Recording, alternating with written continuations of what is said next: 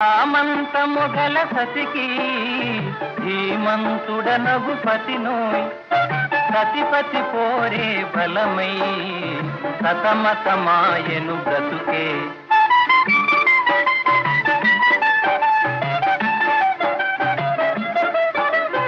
రావోయి చందమామ మా వింత గాథ వినుమా, రావోయి చందమామ మా వింత గాథ వినుమా, రావోయి చందమామ.